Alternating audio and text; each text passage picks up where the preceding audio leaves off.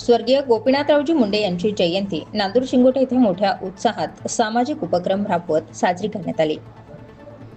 स्वर्गीय गोपीनाथराव मुंडे यांचे नांदूर शिंगोटे येथे गोपीनाथगड या नावाने भव्य स्मारक उभारण्यात आले। या ठिकाणी 12 डिसेंबर या दिवशी जयंतीचं औचित्य साधत कार्यक्रमाचं आयोजन करण्यात आले। यावेळी युवा नेते उदय सांगळे, जयश्रीताई थोरात हे प्रमुख पाहुणे म्हणून या कार्यक्रमासाठी उपस्थित होते।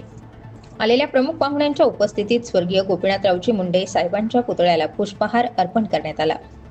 नांदूर शिंगोटे येथील गोपीनाथ गडाला सर्वत्र सजावट करण्यात आली असून परिसरालाही विद्युत रोषणाई करण्यात आली। या कार्यक्रमाप्रसंगी विविध मान्यवरांनी आपली मनोगत व्यक्त करत स्वर्गीय गोपीनाथरावजी मुंडे साहेब यांच्या कार्याला उजाळा दिला। लोकनेते गोपीनाथ मुंडे साहेबांच्या 75वी जयंती निमित्त आपण सर्वजण आज इथे उपस्थित आहोत। गोपीनाथ गडावरती आज आपण सर्वजण उपस्थित आहोत। खरं मुंडे साहेब हे कोणत्या एका पक्षाचे किंवा एका समाजाचे नव्हते, ते सर्वांचे होते, ते लोकांचे होते, ते सर्वसामान्य माणसाचे होते आणि मैत्री जपणारा एक नेता म्हणून त्यांची खूप खूप चांगली ओळख होती। थोरात साहेब हे नेहमी मला सांगत असतात की जया मुंडे साहेबांच्या आठवणी तर नेहमी काढत असतात। त्यांच्या बरोबर राहिलेला त्यांचा सहवास असेल, त्यांच्या बरोबर त्यांनी केलेलं काम असेल, हे नेहमी ते सांगत असतात आणि खरंच खूप घट्ट अशी मैत्री, विचार जरी वेगळे असले तरी सुद्धा मैत्री जपता येते असं सांगणारे गोपीनाथजी मुंडे साहेब होते। लोकांच्या बरोबर आपण कसं राहायला पाहिजे, लोकांचे प्रश्न कसे सोडवले पाहिजे, जनतेची नाळ जपणारा कोणी असेल तर ते गोपीनाथ मुंडे साहेब होते। इतके लोक त्यांच्यावरती प्रेम करतात। मी खरंच म्हणजे पुन्हा एकदा सांगते, फक्त एका समाजासाठी नाही तर पूर्ण महाराष्ट्राचे नाही तर पूर्ण देशाचे ते नेते होते।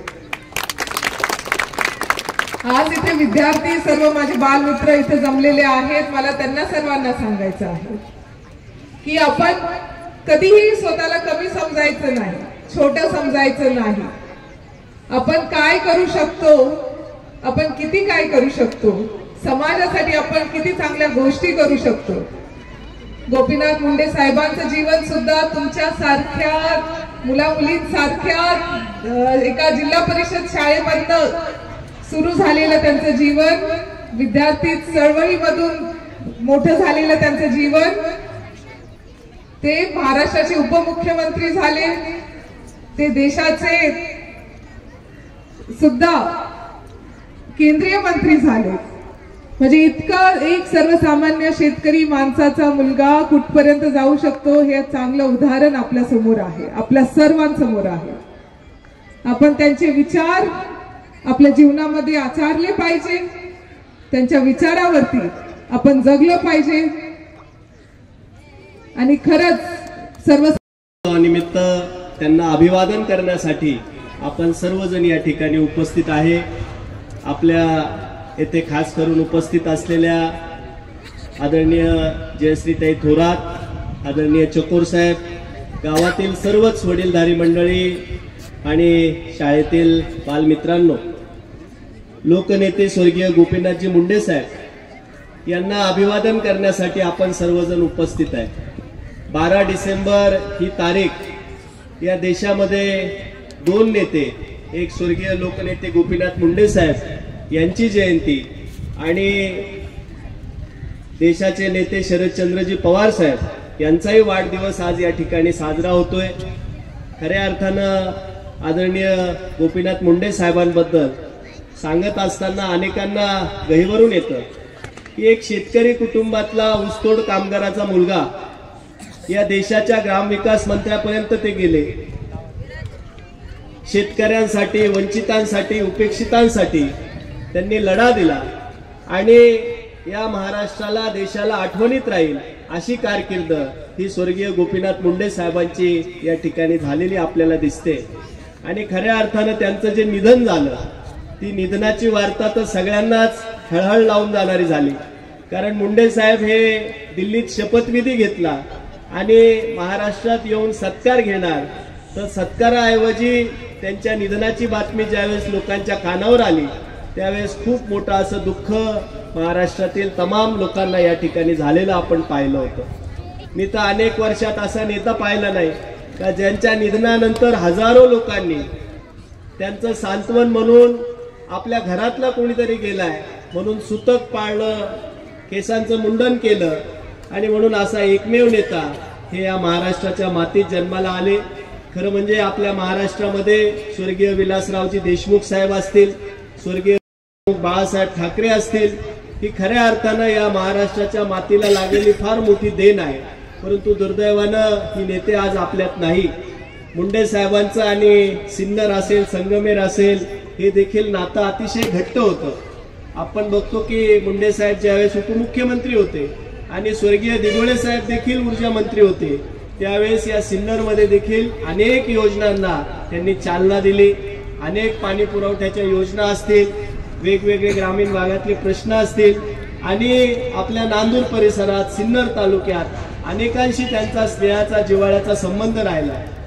आदरणीय बाळासाहेब थोरात साहेब देखील आपल्या भाषणात नेहमी सांगतात की पक्ष जरी वेगळे असले, विचारधारा जरी वेगळ्या असल्या, परंतु मैत्री कशी करावी हे मुंडे साहेबांकडनं शिकलं पाहिजे।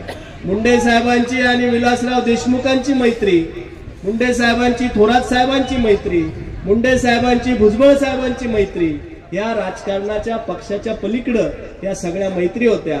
आणि आज मला देखील एक आनंद आहे की माझ्यासारख्या कार्यकर्त्याला त्यांच्या सहवासात राहता आलं, त्यांच्याशी संवाद साधता आला आणि आज हे जे काही स्मारक उभं राहिलंय, आपण आपल्या कारकिर्दीत मुंडे साहेबांची आठवण म्हणून हे स्मारक उभं करू शकलो, याचं एक मला समाधान आहे। आपण बघितलं अतिशय देखणा असा सोहळा आपण या नांदूर शिंगोटे गावात घेतला। राज्याचे मुख्यमंत्री असतील, केंद्रीय मंत्री नितीनजी गडकरी असतील, सर्वच नेते मंडळी मुंडे साहेबांना अभिवादन करण्यासाठी या नांदूर शिंगोटे गावामध्ये येऊन गेले। मुंडे साहेबांचं जे कार्य आहे ते पुढच्या पिढीला कायमस्वरूपी लक्षात राहावं याच्यासाठी हे स्मारक। गोपीनाथरावजी मुंडे साहेब यांच्या 75व्या जयंतीनिमित्त आपण सर्व नांदूर शिंगोटे परिसर आणि बालमित्रांनो, आपण सर्वच या महामानवाला जयंतीनिमित्त मान उधळण्यासाठी उपस्थित राहिला त्याबद्दल मी प्रथमतः नांदूर गावाच्या वतीनं आपलं स्वागत करतो आणि आभार मानतो। मुंडे साहेबांबद्दल आता डाकणे साहेब सरांनी विस्तृत असं त्यांचं विवेचन केलेलं आहे, तेव्हा जास्त काय सांगायची गरज नाही। परंतु एक आठवण निश्चित आमच्या डोक्यात आहे, ज्यावेळेस आम्ही बीडला, मी असेल, मास्तर असेल, पाटील असेल, विनायकराव असेल, सोपान मंडलिक असेल, आम्ही ज्या ज्या वेळेस त्यांच्या प्रचारात जायचो त्या त्यावेळेस अतिशय आदरानं आम्ही लांब जरी वाचलो तरी आदरानं त्यांच्या कार्यक्रमाला सांगायचे की ते नाशिकचे पाहुणे त्यांना थांबवा, त्यांना जवळ बोला किंवा त्यांना गाडीवर थांबवा, मी येतोय, अशा आपुलकीनं प्रेमानं बोलायचे। आपल्या गावामध्ये दरवर्षीप्रमाणे या वर्षी आपले लोकप्रिय नेते आणि तुमच्या आमच्या सर्वांचे एकदम घरातले असे मार्गदर्शक कैलासवासी दिवंगत मुंडे साहेब यांची आज आपण जयंती साजरी करत आहे। या जयंतीनिमित्त आपण सर्वजण, ग्रामस्थ, सर्व संस्थांचे पदाधिकारी, विद्यार्थी, शिक्षक आणि सर्वजण उपस्थित झाला, सर्वांचे मी आभार मानतो। आज मुंडे साहेबांचं बोलावं किती।